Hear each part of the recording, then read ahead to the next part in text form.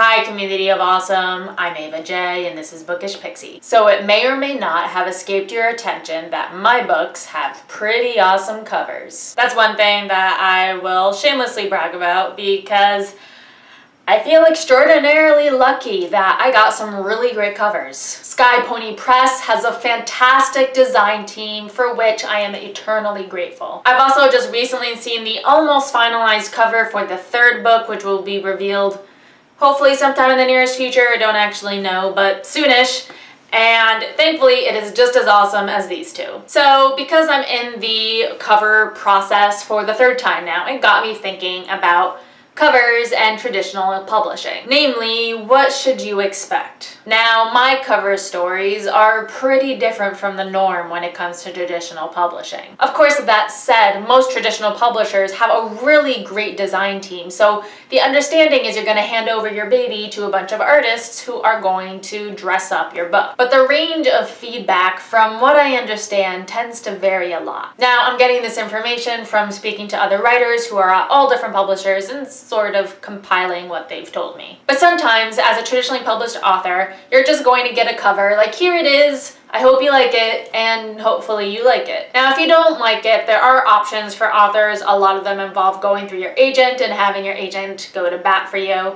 I know that in the contract stage, there's also a little negotiation between the agent and the publisher as to how much say the author gets in the cover.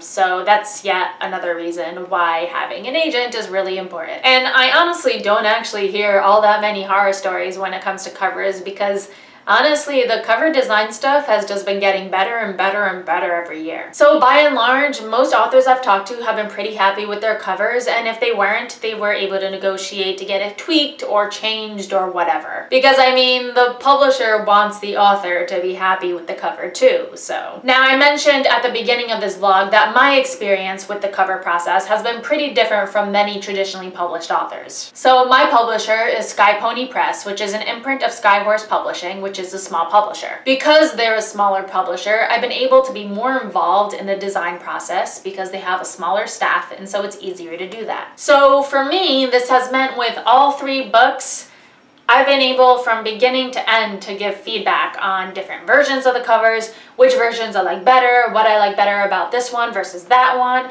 what I want changed, and it's been great. For the Rising Golds cover, for example, I basically pitched them a bunch of ideas as to what I wanted the cover to look like, and they took my ideas and ran with them, and it's been amazing, and I've loved the cover because it's pretty much everything I wanted. That was the case for Beyond the Red, it was the case for Into the Black, it was especially the case for the Rising Gold, and I have been really spoiled with the cover process. That said, because I don't have any more book deals after the Beyond the Red trilogy currently, I don't know where my future writing career is gonna go, so should my future manuscripts end up at a different publisher, which may very well be the case, I'm not expecting that treatment at all. But I'm okay with that because I trust whatever publishers I end up with and their design team to give me a great cover because that's literally their job. So I trust that they will, and I'm super aware that while I had a very unusual experience with my first three books,